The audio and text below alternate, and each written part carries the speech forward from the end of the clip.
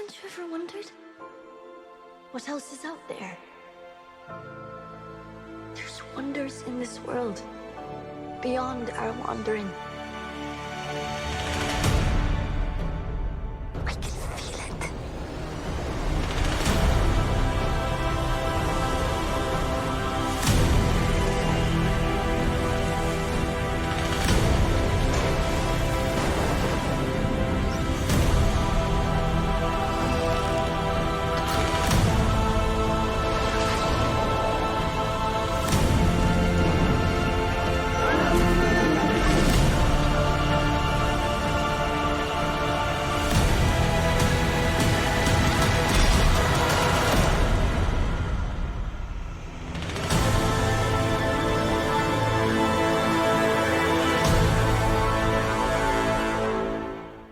Hello and welcome to the long-promised, long-hinted at, and finally assembled fan-critical podcast on Amazon's Lord of the Rings, Rings of Power.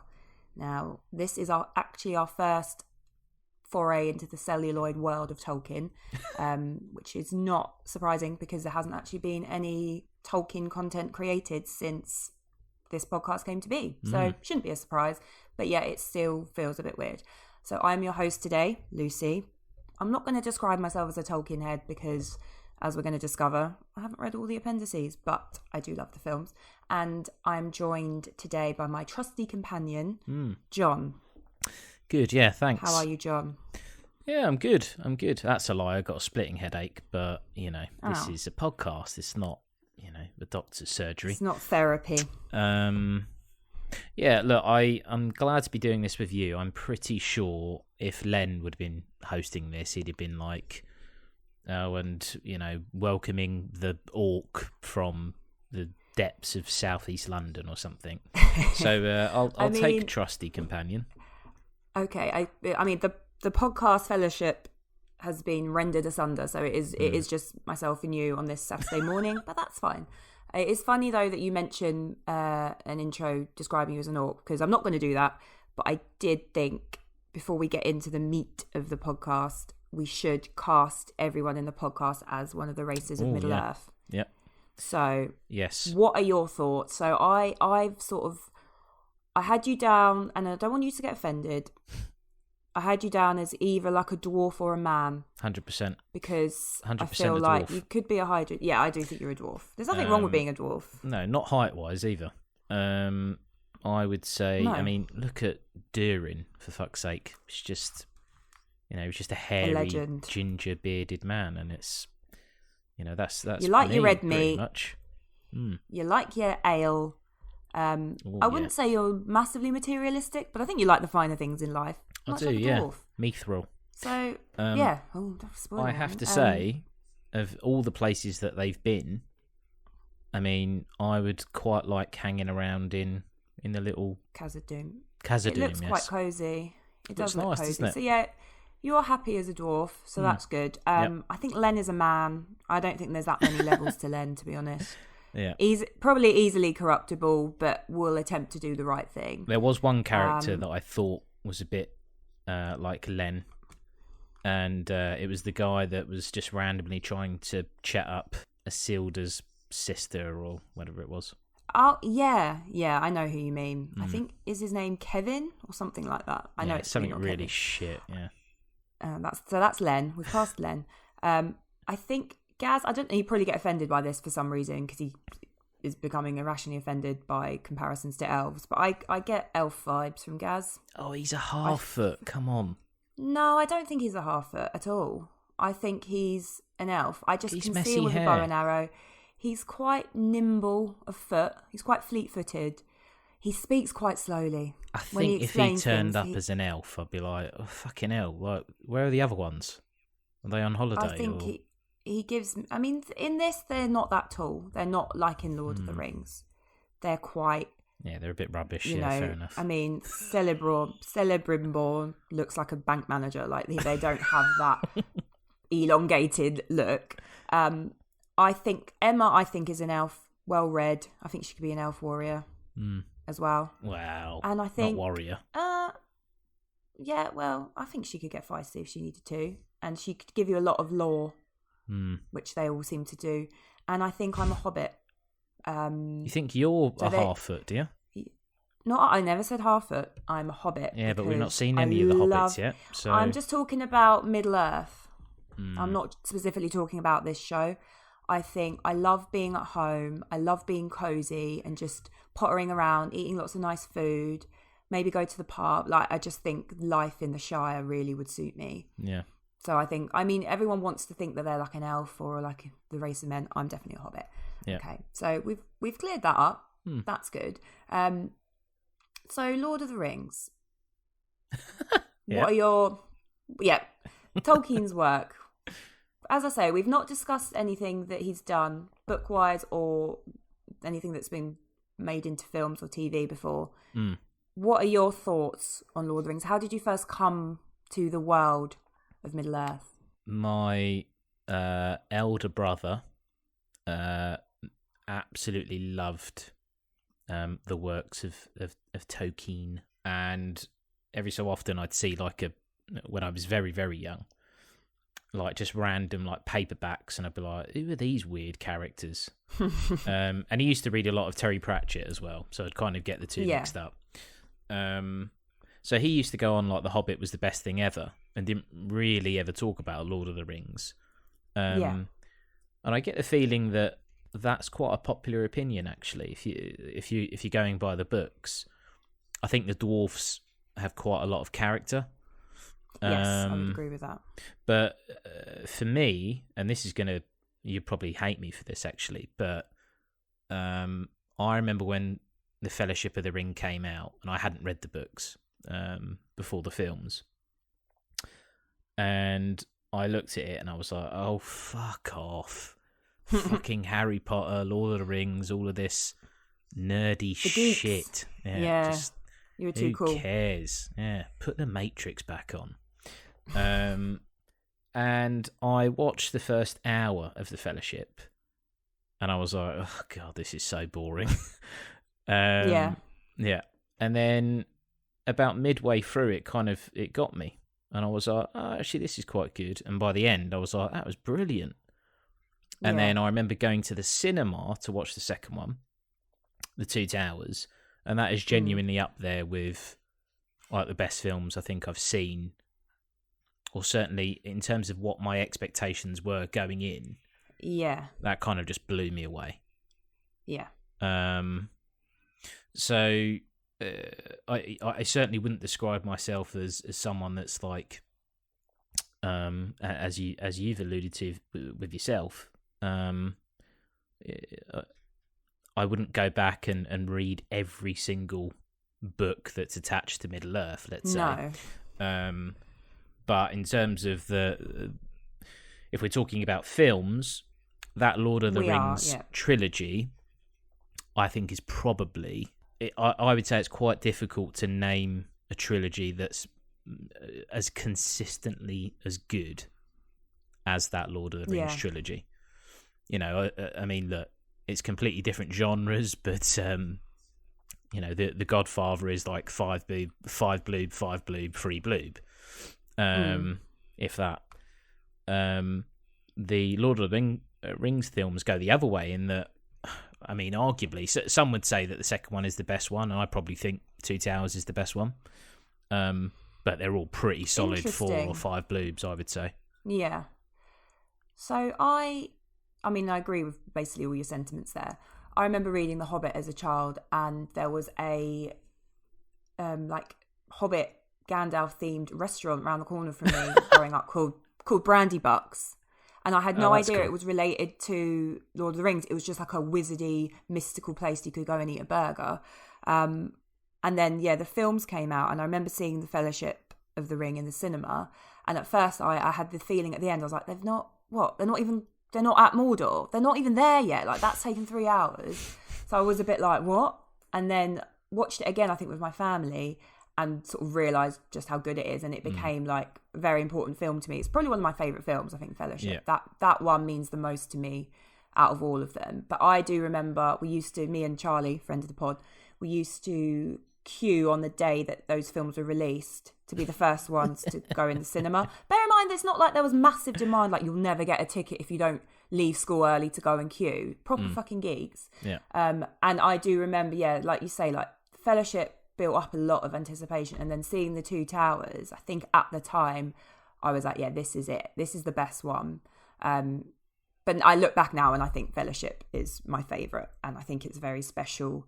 And yeah, I don't really see... You can watch it back and, some of the CGI hasn't held up too well. Some of the dialogue, especially in the third one, it gets a bit wisecracky. But I honestly don't care. None of that bothers me. And I think they're perfect and they're timeless. And it's one of those rare occasions in film where it's like lightning strikes and it's just somehow it all works perfectly well. And it's quite a massive legacy that it's left. And I won't touch on it for too long, but I thought The Hobbit was really disappointing, the films. You didn't need 3 films. It was an obvious money grab. But the one good thing about it, which will lead on to this show, is that it kind of put a buffer zone between Peter Jackson and the content, Lord of the Rings films, because at first you would think it has to be Peter Jackson. If anything is ever filmed by Tolkien, it has to be Peter Jackson. And that's kind of removed that need for me, because I don't think it was very good. But yeah, so that's how we both feel going into watching this show. What were your thoughts when you were anticipating it? What are your expectations? So when it was first announced, must have been like 2 years ago, something like that, maybe. Yeah. I think we were talking about it on this pod, and we were kind of like, well, Amazon, it's going to have a ridiculous amount of money thrown at it, so correct, it should be pretty good. I mean, and we'll get on to kind of the money behind the show, because in some ways it's arguably it's quite disgusting, to be honest. It is. It's obscene. But look, I mean, it's Amazon. They can do what they want, right? I wasn't really looking forward to it. I kind of, and this might just be me, and listeners to our other pod, certainly recently, I'm really struggling to get interested in any film or TV at the moment. I feel like that everything seems to be a bit, I've seen this before, but it was better. And I know what you mean. I was not sure that we even really needed a Lord of the Rings TV series, and I was even more annoyed that it clashed with House of the Dragon, because okay, they're very different in terms of their overall themes, but it is still just mythical, very very similar in terms of like look and stuff. Well, I mean, one inspired the others, even if the way it inspired us was to sort of divert from the tropes that are in Lord of the Rings. Yeah. Game of Thrones and that whole universe is sort of definitely directly inspired by Middle Earth. 100%. So I kind of was a bit like, I'll give it a go. I'll watch it. When I saw some of the casting, I was like, fucking hell, what is Lenny Henry doing in this? And I'm taking the piss. But you give it a go. You give it a chance. But I wasn't massively excited, and it was certainly not one of those shows where I was like, right, okay, it's just come out, let's watch it immediately. So you've only just sort of recently caught up on it all, haven't you? I wasn't kind of anticipating it, let's say. I think it's just Lord of the Rings looms so large, but it almost sort of removed a burden of expectation from the show, because I was like, well, it won't be as good as Lord of the Rings film trilogy. Let's see what happens. Let's see how it works. I think the rise of Sauron, as I'm calling it, is quite an interesting, because we know so much about what happened after his rise to power, but seeing how he gets there, I think that's quite an interesting, because I think at first they were rumoured they were going to do a young Aragorn season. I was like, no, that's not shit. So this is a bit interesting. As I said, I sort of mentioned at the start of the podcast, I've read Lord of the Rings, read Hobbit. ages ago, years ago. So you're not going to be getting facts about the appendices. You're not going to be getting inconsistencies saying, well, actually, in appendix number 65 of the Silmarillion, it was the third age. You're not going to get that. So if you're thinking, oh, that's what I want from my podcast, and I think a lot of the criticism leveled at the show is because of its inconsistencies with the text. This isn't a podcast for you, so please don't send us abusive emails saying, why haven't you read the Silmarillion? Please do. We'll take anything. I mean, you can, but I'd rather you didn't. Don't say you're going to see us in hell for having not read it. Yeah. But let's move on. So how I thought we could deal with it, because obviously we're going to do the first 4 episodes because there are 8 in total. So I thought we'll cover the first 4. We can't go through the plot of each episode because that would just take too long. Definitely not doing it.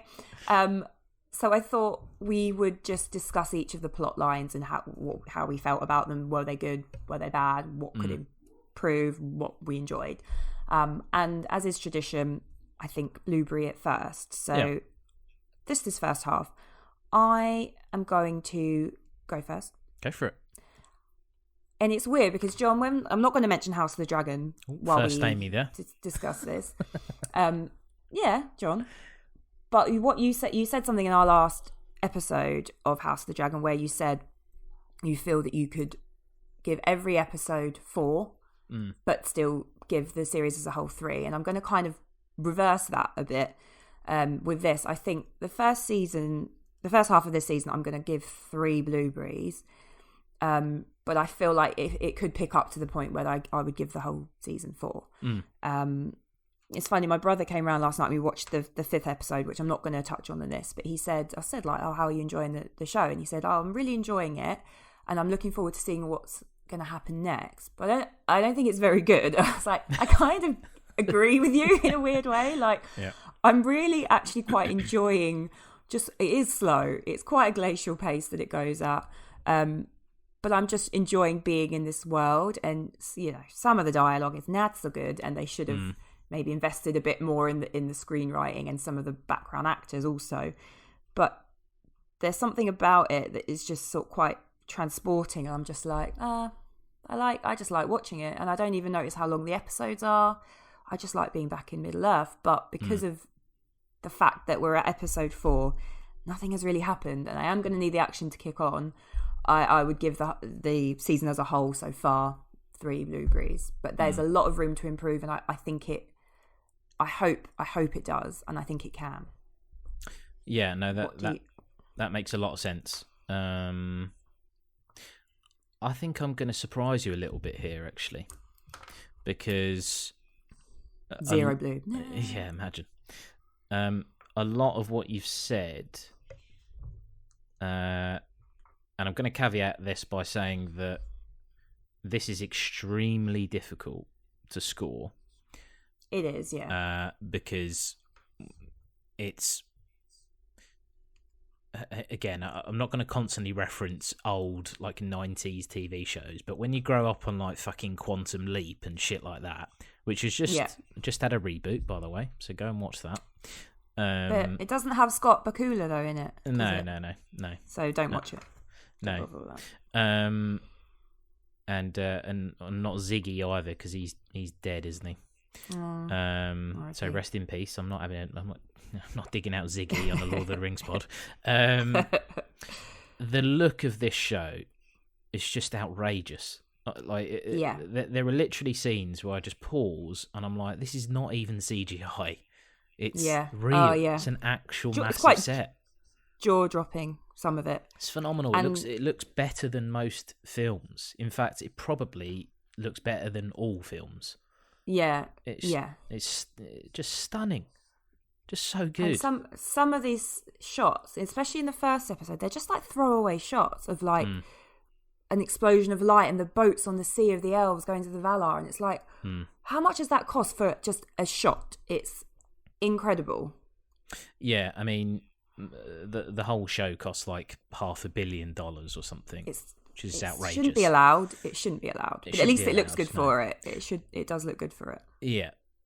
I get the feeling that it was just make the show that you want, and you've got an unlimited budget, and that's just how it just came to pass. episode 1 was quite slow, but Yes. again, most of the time I was kind of just blown away by the scope and scale of some of the set pieces. I actually prefer it to be a little dialogue heavy. I actually thought that the action set piece in the first episode was a bit too quick and kind of not. Didn't really need it. I wonder whether or not they added that at a later stage because they were so concerned about how like slow it was. Yeah. I'd be interested to see, but I think it's kind of, it feels like it's going in the direction of a show that I would give a shit about. And if I think back to the Fellowship of the Ring, the film, and it was like, I mean, there are numerous cuts, but let's just say it's 3 hours, and that first hour is slow, really slow. So let's say that you'd expect the first 3 or so episodes to be relatively slow in a 10 episode season.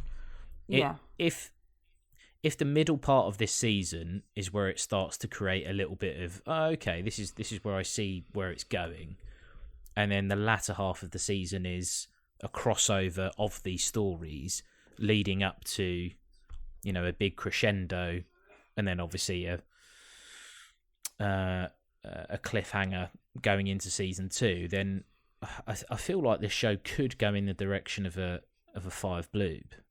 I wouldn't score it in that way, but I would much prefer to be. And again, look, I'm not going to talk about House of the Dragon because there's probably people on here that haven't seen it or aren't caught up. Yeah, that feels like a show that's not going anywhere, and the fact that they've covered or will have covered 10 years worth of story in 5 episodes, that concerns me massively. So I would score. I'll score the first 4 episodes a 4 bloob. I'm hopeful. I'm hopeful of where it's going. There was a moment in episode 4 where, and this is the one thing I will say, I'm seriously struggling to keep up with these characters' names if they're new characters. Yes, same. There are too many background characters, I think, that are just being stuffed in with no plot motivation, like no character development. And I'm like, I liked, for example, Elendil's daughter. I don't care about her. What is her name? She's got an apprenticeship. I don't care. Stop showing her, because you're not actually. She's standing around looking worried. What does that mean? It's focus on the main characters or develop the ones on the periphery. You can't just put them in there like cardboard cutouts in the background, zoom in on their worried face and expect me to sort of care. But I agree with you. I'm hopeful, and I think I've given it 3, which is maybe a bit harsh, but it is a 3 based on sort of actually really enjoying watching it and looking forward to what's going to happen. They've laid the groundwork. There's so many sort of mysteries that you're like, where is this going? And if it goes where either you might think it goes or somewhere else that's unexpected and it works, I think it could be really, really good. It does have to get on there, though. It has to kick on, I think. I mean, I approached it originally thinking, you know, Rings of Power, they're making a forge. Okay, cool. So Sauron's going to appear at some point and he's going to persuade them to make the rings. And I'm like, that's not going to happen. That's not going to happen in this season, most likely. So I have to kind of let go of that and just say, well, it's called the Rings of Power and it's about that over maybe 3 or 4 seasons. So I think I just need to readjust my expectations. But yeah, that's a very good score from you. I'm a bit surprised. I don't know why. We haven't really shared how we felt about watching the show. Yeah, but look, I am as well. I kind of, I'm not massive on binging episodes. I do like to have time to think about what's happened in a singular episode before I move on to the next one. Yeah. But I did binge 2, 3, and 4 in a day. And as I say, I actually think it would work better being able to binge this because of how slow it is. I do think, like with Stranger Things, they had longer episodes as well. I think being able to build the momentum rather than going, oh yeah, new episode, then it's still quite slow. You're like, when are you going to actually kick on? So that's interesting that you did binge them. Yeah, I will say there are some story threads that I have absolutely no issue with sitting there and following and actually enjoying. I think going to the dwarves in episode 2 was key because there's so much character. There's like the relationships there. Like it. Okay, I mean it's quite conflicting, but I always feel like the dwarves bring something that's a little bit more human than when they're knocking about with elves that are very placid. Yeah, you know what? I've ordered my notes in a certain way because we're going to go to each of the storylines, but let's actually start there because the Elrond Durin thread is my favourite. Yeah, easily. I think Elrond, he's such a good actor. I think his performance, there's such a warmth to it, and you get such an idea of Elrond as the sort of the diplomat, the politician, away from the kind of quite commanding and imposing, Hugo Weaving character in Lord of the Rings. This is where he came from. And I find his relationship with Durin really touching, and the dwarves just do have character, and it's not based on, whoa, they got beards and they've got Scottish accents and they're funny. Like the acting is really good, and I don't know whether the writing is better for them or if they've just elevated the writing, but it's just a bit of levity, but also a bit of like emotion to it. Character, lots of character. It's the heart of it. I mean, the show doesn't really have a heart yet in the way that, following Frodo, that's a very linear storyline to latch onto. This is obviously, everything's a bit scattered to the wind, but it's definitely the strongest part of the show for me. And, seeing Khazad-dûm, because we have only seen it like once it's been ruined. So to see it when it's like a working mine and see the riches of the dwarves is just, I've loved seeing that. And every time they're together, or even if it's just the dwarves on their own or Elrond on his own, it sort of piques my interest much more. And I just think it's a really good performance from young Ned Stark. Yeah, Robert he's brilliant, isn't he? Aramayo. He's a really good actor. He's got such a future. He really needs that from me. He's been in Game of Thrones and Lord of the Rings. That kid's going places. Yeah. That's the stamp of approval he really needs. But yeah, his performance definitely stands out. Especially as it's a character that exists. Yeah. Oh yeah. So, why do they have to have Scottish accents? Why are dwarves Scottish? So dwarves are Scottish. Harfoots are Northern Irish. Orcs are Cockney, always working class. The elves are from Eton, and then men are just, if they're poor, they're then just from the north, men. Of course, just normal men. It is weird, but I think Gimli was Welsh, wasn't he? He had a Welsh accent. I don't know why. Yeah, you're Scottish. Right. Yeah. And some of it is a little annoying, bit. And some of the dialogue I have to put subtitles on because my bad ears. But what did you think? One of the scenes that really stuck out for me, I think it is episode 4, the Mithril scene. Now, that was very interesting to me, and I liked the way they played it because Mithril has such significance. We've seen it, just from the films, we've seen it. It sort of illuminates the mines of Moria, the entrance. We've seen Bilbo and Frodo have got the mail made of Mithril. We can only assume that digging for Mithril is what awoke Durin's Bane, aka the Balrog, that also tries to take down Gandalf. So it has so much significance. And I like the way that they didn't hit you over the head with that. And it just allowed you to kind of wonder. And also the motivations of King of the Elves, Gil-galad, and how do you say his name? Celebriborn? It's such a hard word. The little bank manager, Smith.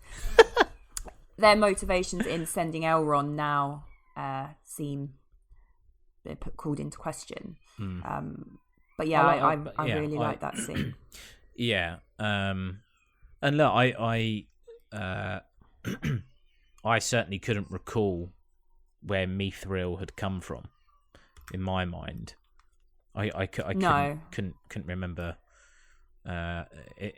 If I was only ever leaning on the films, I just assumed it was just some cool like elf technology, which is not necessarily the case. Yeah. So that was good. I wonder whether or not we'll see the Balrog. At least hint to the Balrog in this season. Well, there have been explosions in the mines and collapses, haven't there? And I wonder if that is something awakening, because Sauron's coming into power. He's probably calling all the foul things out of the earth. So, that would be, we're on the move. Yeah, we're heading to the Southlands. Okay, it's the end of the season. Come on. Cliffhanger. Move on. Yep. Do you have anything to add on the Elrond section? I'm sure he'll pop in and out of other bits, but anything else? And the dwarves as well. No, look, it's nice to see a more kind of emotion-driven, like in a nice way, not just constantly like worried or upset. Elrond.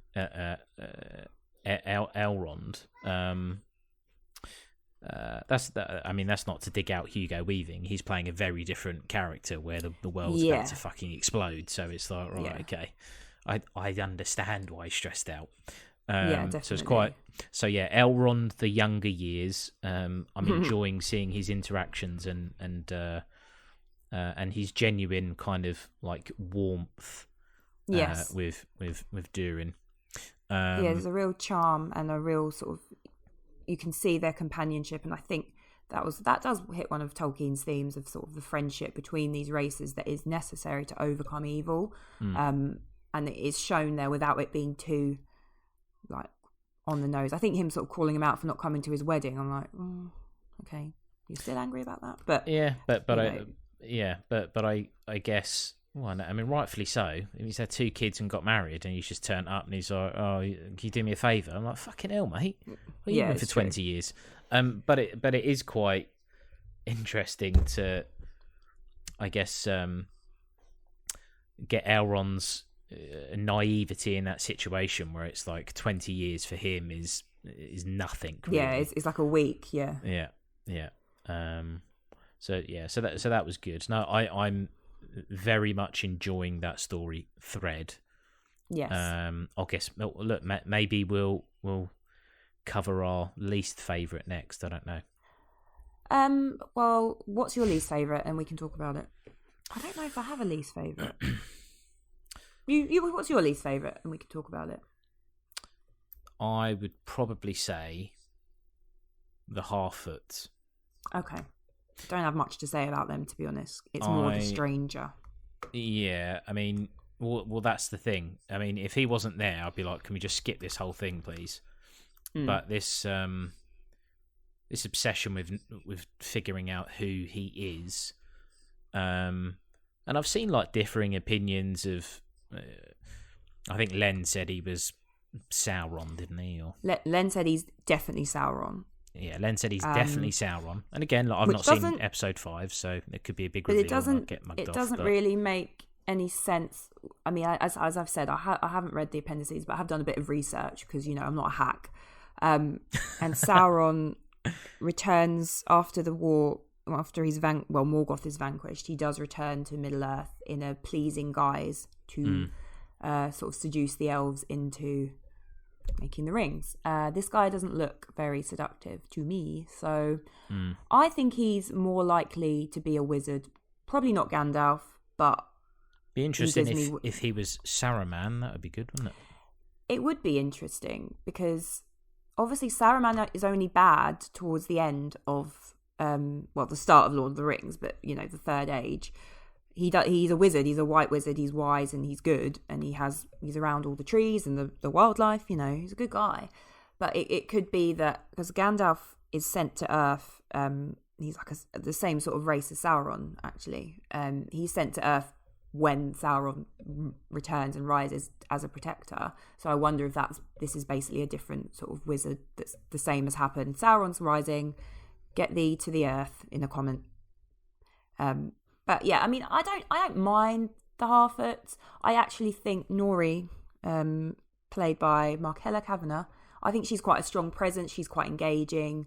They are a bit twee, but I don't hate it. It's just without Sort the of strangey, shit as in you their say. hair and stuff. It's like The hair comb your accessories hair. are a bit. It's kind of like a high school performance of Midsummer Night's Dream. It's a bit like it's you have to too have grapes much. in your hair. Yeah. It's not. It is probably the weakest, but we do have that mystery of the stranger, which keeps you interested. Although I'm interested in who it is, but I don't care at the same time. I'm not. There's other people whose identities I'm actually more interested in. So let's move on. Unless you've got anything else to say about. No, look, I agree. I think Nori is doing the actress that's playing her is doing a decent job. Yeah. Again, I mean, Lenny Henry's there. I mean, it's. I don't mind Lenny. I think he's alright. I think he's doing all right. I think he's doing all right, but it's just. It doesn't as stick with out like anything, well, I mean, he's one of the better actors in it. I think some of the acting's not great. He's doing all right, but as with anything, it's like when what's their obsession with casting old like 70s, 80s British comedians in this? Like Billy Connolly's in The Hobbit. Like it's just what's going on here? Scottish, just leave him alone. Fucking hell! Like, who else? Who else is going to turn up in the next season? Bobby Davro, or he's probably dead, to be honest. Who knows? But Roy Chubby Brown. He's actually Sauron. Imagine that. Yes, that would make a lot of sense. I sense. don't know any of his catchphrases because obviously I don't watch that kind of comedy. There's definitely some Americans sitting here going, who the hell is Roy Chubby Brown? He was a very offensive comic.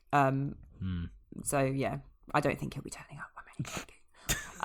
Let's move on from Roy Chubby Brown and his half-foot gang of men onto one of... So I'm going to talk about Galadriel, who is the centre of this. And actually...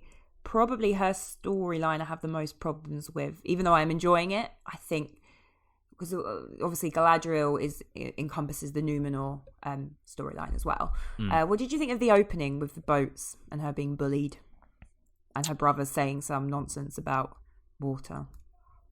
I kind of just, but because it's so early, I was kind of just sitting there going, well, why is this going to matter? And then obviously they tie it into the very end of episode 1. I didn't think much of it. I know some people have some problems with how like the attitude, I guess, of the kids. Like it's not very much in keeping with elven traits, I guess. Yeah. I didn't think much of it. I kind of just skirted over that bit, to be honest. I'm assuming you had a massive issue with it. No, I didn't really. Not with that. I think Morvid Clark is doing a good job with Galadriel. I would like to see the character have different levels than sort of whispered rage. You know, one of my friends is all like a Tolkien head and has read all the appendices, and he was like, by this point, the point of in the show, she'd know how to handle herself. Like she wouldn't be so kind of hot-headed, and we just her one motivation is obviously kill Sauron, but I would just like to see a bit more, just a bit more like light and shade from her character. But I do think she looks very elvish. She's quite striking, and I do think she's doing a good job. Yeah. So my problem's not really with her. It's more like I think Númenor is quite breathtaking. Unbelievable, isn't it? But again, this is what I'm talking about. Like they built the harbour. Oh god, they really built it. Yeah, so good. It's stunning, and what I love is that you can really see the similarities between like Minas Tirith and Gondor, because Elendil and Isildur are the founders of Gondor, so you can see that representation. And I have to say, when we saw Elendil, and you hear the words Elendil, Isildur, here's Narsil, and it's just like fucking hell. This is them. These are the guys. And good to see that Isildur's just always been a little dweeb. Although, is that fair? Because really and truly, like he did cut the hand from Sauron's ring. I thought he was pretty impressive. Ring. Like when he saves his mate from flying out off the boat, doesn't he? Yeah, he's just a bit like. I don't know, but he's a kid, so we'll let him go. Something's calling to him, and it's like from the west. It's Gondor. Yes. So it's Well, good to see them. His dad is very well cast. Like, Yeah, he's given me a lot of authority, but tenderness. a man's man. Elendil. Yeah, but without having to be raising his voice and too gruff. Oh yeah. No, a lady's sorry, the modern man's man. Yeah, he's not getting pissed and like attacking people. No. Yeah. He's very noble. He's like the model of nobility. What did you think of Queen Miriel? I think the costuming is to die for. Yeah, I don't know what to make of her yet, to be honest. I'd be interested to see, and obviously you have seen episode 5. I'd be interested to see where that goes. But her at the moment, I don't know. I don't know what to make of her. I don't know. I don't know how long she's going to be in it, to be honest.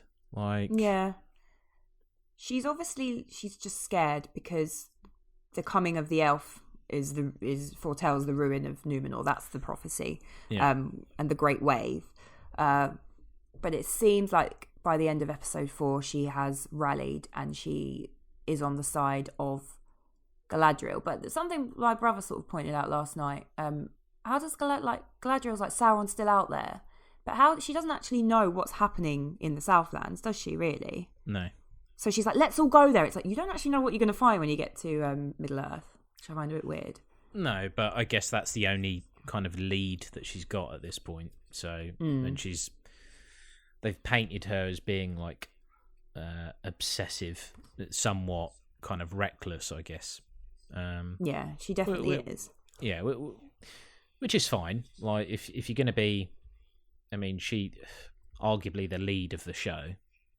Yes, co-lead, maybe, yeah. I don't know. But let's say she's the lead of the show, and I don't know how many seasons they're planning to do of this, but coming back to the point about her earlier, I think she needs to be a little bit reckless. She can't be the finished article now. If she was, that would make for a relatively dull show. I wouldn't expect that, but there's a sort of a limit to the enjoyment you can have from watching her with quite a one-note character.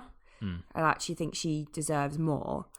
Now, the problems, I don't really have a problem with Galadriel per se. I just think in Númenor, a lot of the, especially, I think it's episode 3 with Halbrand, who we will come on to, her sort of travelling companion. Yeah. A lot of the background acting is very sort of BBC drama, like Merlin, sort of Saturday afternoon, like the guild, when he fights the guildsmen. And they're quite poor, and I think the issues I have with some of the dialogue and the acting is in Númenor, even though I love how it looks and just the general idea of it, and the overstuffing of characters. What do you think? Did any of that bother you, or did you just think, nah, this just looks great, I don't really care? No, I mean, look, I'll be honest. I am distracted half of the time by just looking at the show. Honestly, there are parts where I just look at the clothes they're wearing, and I'm like, wow, man, look at that. The costuming alone, yeah. But no, look, I think that's fair. He gets pissed up with the guys. That scene kind of felt quite cheap anyway, where it's like drinks for everyone. Hey, the drinks are on me. It's like, I don't know that they'd say that in Middle Earth. Yeah. No, we're not in Middle Earth, but yeah. Yeah. And then obviously he walks off, and when he started fighting them, I thought this thing was gonna happen where it felt quite like he was just gonna beat them to death, and like some weird like monstrous personality was gonna come out, and he was gonna kind of reveal who he really is. And then obviously that didn't happen, but it kind of felt that's where it was going with I think there was a change. I'd have to go back and watch it, but I seem to remember that there was a change in tone of the actual like music background sound that was playing. I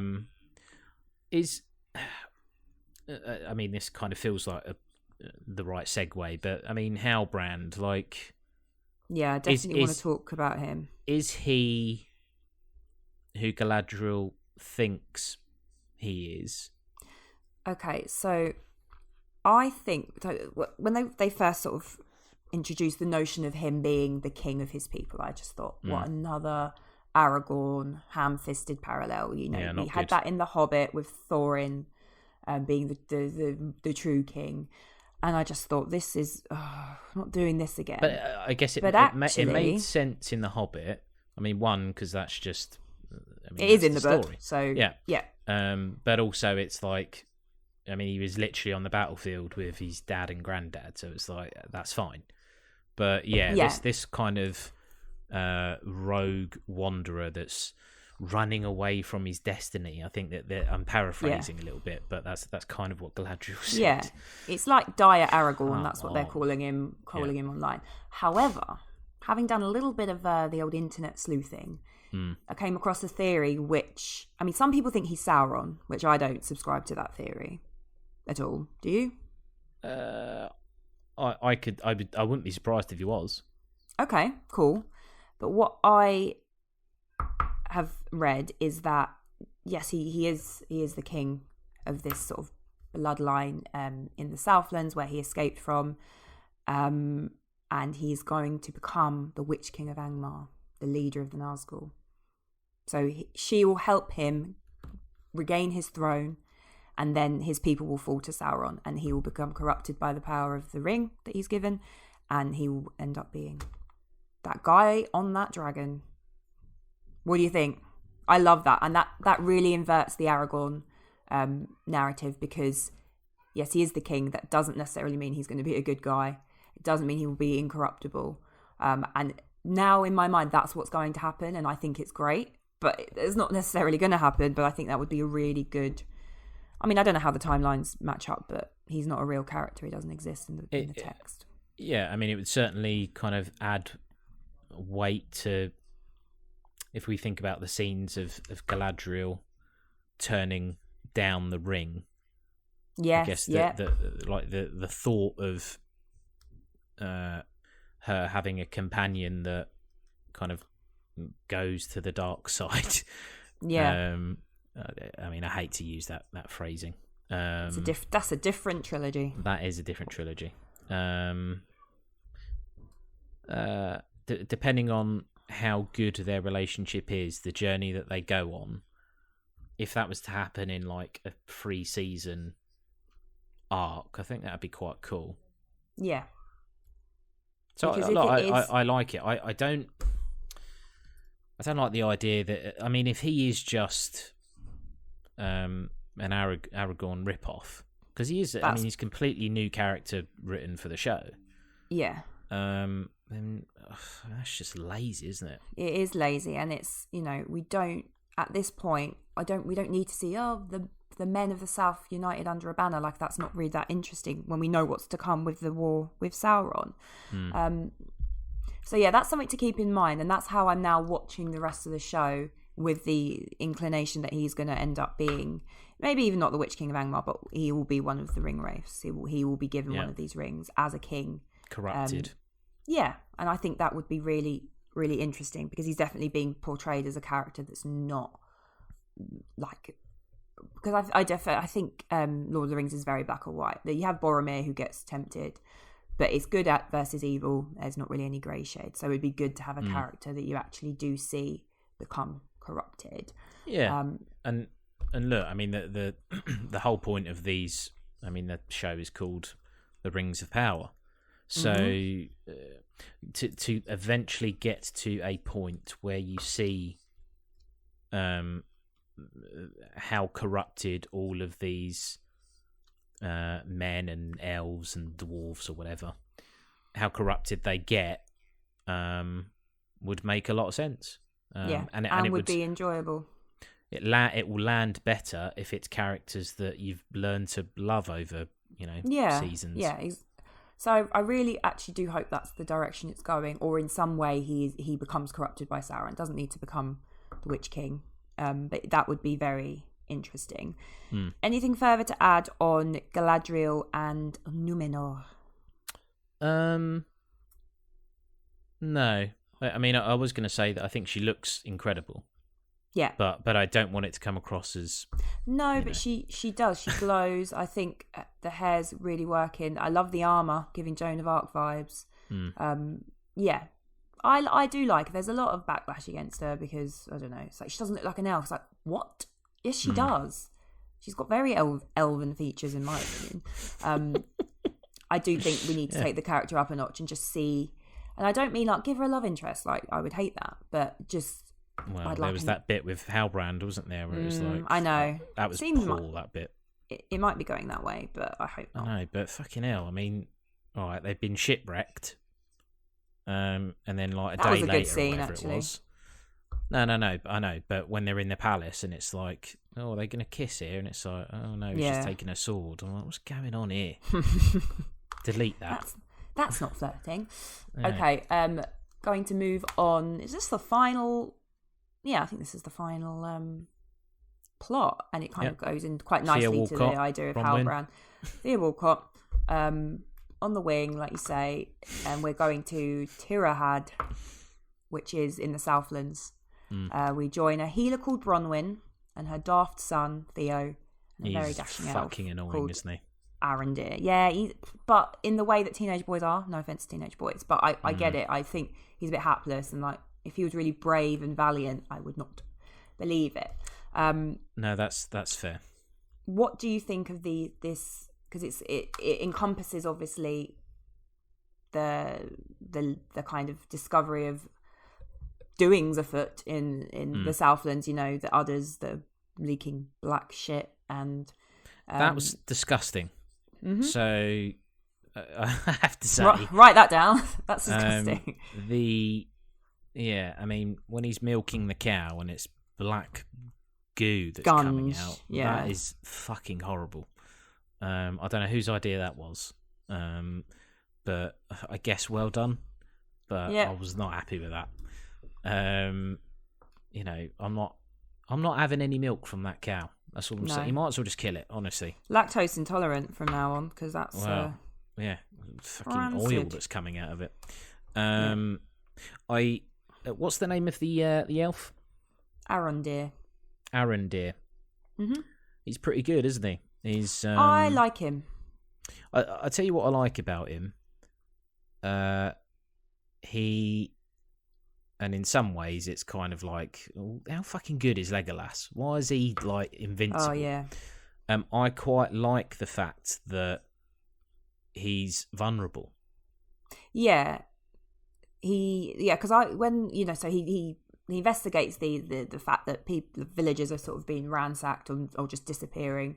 There's this foulness on the outskirts of the land, and he gets taken by orcs. And I was like, well, why can't he just fight them? It's like, well, actually, he's kind of just a watch elf. They've been posted there in this land because the people there were loyal to Morgoth. So they've been posted for 80 years. Doesn't seem that long, really. 79 years. Just to keep an eye out. They've been told to move on. Sauron's definitely gone. Don't worry about it. Just keep an eye out. So he's just like a watch elf. So, but yeah, he's got a very expressive face. I don't really buy the love story with Bronwyn. They don't dwell on that too much. No. I just think she looks cold. She's quite skimpily dressed, which I don't, nothing against that. It doesn't look like a balmy Mediterranean climate, but she's always got her arms out.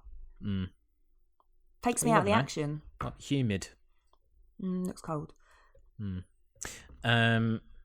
Yeah, I mean, every time Theo's on screen, I'm just like, oh, go away. Kill him. Yeah, in a way. Just talking about highlights, I guess. So, I mean, when Bronwyn walks into the little tavern, whatever it is, and slams down the orc's head on the... Very good. Cool. Yeah, that was How good. Scary are the orcs? That orc was really scary. That was like a proper horror. That scene was a proper horror thing. Yeah. I thought the orc looked a bit weird. I know it was wearing a mask, wasn't it? But scary. It had really long fingers and nails, and it wasn't the sort of cheerful orcs of yesteryear. Yeah, I mean, and there's the bit where Theo's basically like hung it. And it's like hanging from the... I was like, oh, Jesus. Yeah, it was quite brutal. Yeah, I was like, wow. And then he gets out of that, and it's like... I forgot about that. So that little bit was... Yeah, you're right. Like a horror kind of set piece in a very kind of not horror show, really. I really liked where Theo's running away, and you've got... Arondir, did you say his name was? Yeah. Yeah. this was the bit that I was talking about, where I was like, it was the first real part of the show where I was like, this is like I'm really, everyone shut up. There was no one in the room. But I'm in. Yeah, just, I'll put my phone down and I will concentrate on this bit. And the way in which he catches the arrow, I was like, oh, that was pretty cool. Yeah. Yeah, that is good. And then obviously, they get out to the sun, and you've got the orcs at the end of the tree line. Yeah.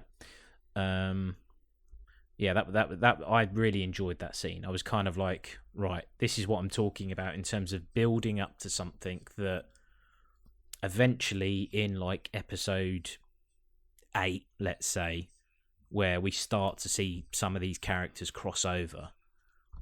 I really feel like it's going to build into something where even if the last episode is 5 bloob, that to me would be a win for this series. Build up to something that means something. I think this show has 5 blueberries in it. I think it could pull it out, even if it's just because of amazing visuals or just caring about Elrond. I actually thought Arondir was going to die in that scene. I thought he was going to die, saving Theo. Yeah, because his mate died, didn't he? Yes. And to be honest, the way in which they slowed it down, the music changes, very Boromir vibes. I was very thinking Boromir was going to come to pass again. I think, it's interesting. Well, maybe that leads us on to a separate point before leaving this story. Does this show need to kind of kill one of these, like leading one of the characters that's leading these story threads in this season? I think, by the end they will have. No one really dies in Lord of the Rings, like as in Boromir dies, Theoden dies at the end, but you don't. It's not Game of Thrones. Like you're not going to get a lot of them dying. No. But it wouldn't surprise me if maybe Arondir died. I thought some of actually just sort of skipping back. Some of the action scenes when he is caught with his elves and the orcs are making them dig were a bit weird, a bit badly edited and jerky. They obviously don't want to show blood or too much blood, but then it just was a bit strange. I thought, they cut certain scenes really strangely, I thought, but it was still effective. Just a couple of points I want to make now about this. Actually, there's quite a lot in this scene. This strand, but won't dwell on it too long. The broken hilt of the sword that Theo finds, and it becomes a flaming sword when it comes into contact with his blood. That's cool. That's very interesting to me. Why does it do that, do you think? I have no idea. Is it just blood is like a sacrifice to bring it to power? Potentially it's I don't know, like the sword needs to feast to live, I guess. I don't know. Like a sacrifice. That's interesting. And what was even more interesting, actually, is Waldreg, the old innkeeper, has obviously had his own history with the blade. He shows him his arm. And just the idea that actually maybe there's a few people in this village that would remain loyal to Morgoth and his followers. So Sauron. But again, that's good. I like that. It's very... Yeah, more of that. A bit it's less black and white than Lord of the Rings, because I mean, we know there's the sort of the cursed men in the mountain that swore an oath to Isildur to aid against Sauron, but also didn't come to his aid. So we do know that men like are not perfect, but it was good to see it a bit more up close and to think, it's not going to be just a battle against the orcs. There's going to be people that want to. I mean, like normal townsfolk, as opposed to just these big armies that are, well trained and everything else. Warmongering. Yeah. And it's interesting, like the prejudice they have against elves, whereas they would follow Sauron. Yeah. Last point on this.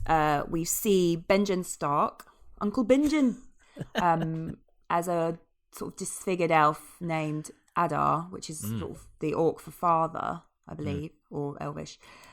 Who do you think he is? Is he anyone, or is he just him? No and idea. He's just a character.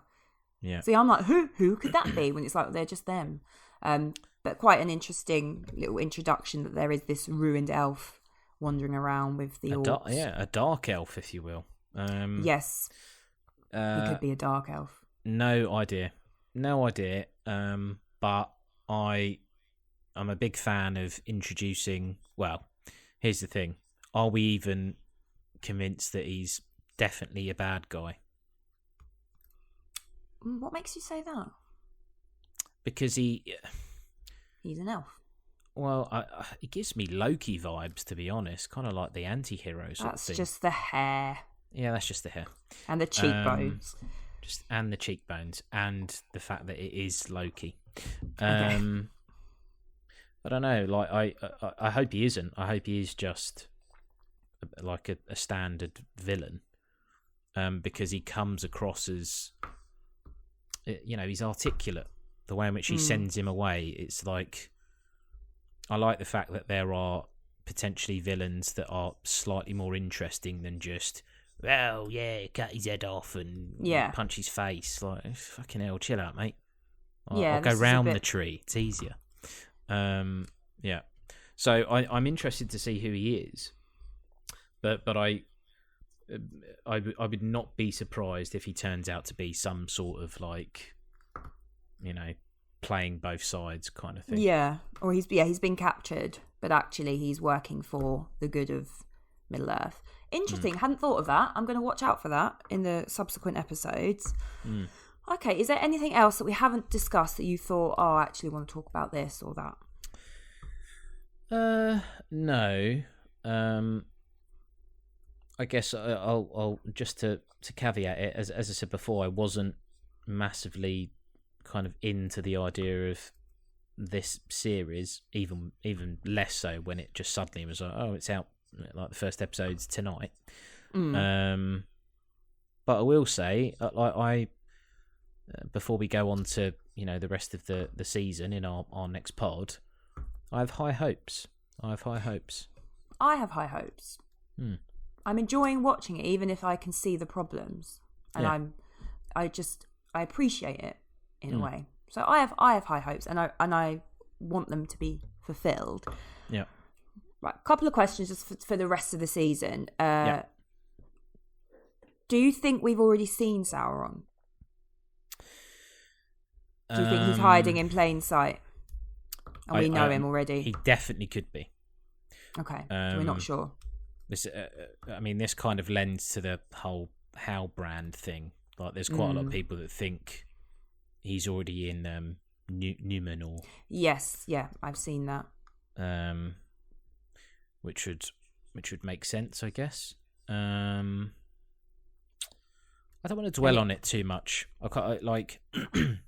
It's kind of like, it's that thing with people going, do you reckon Gandalf's going to turn up? So don't worry about it.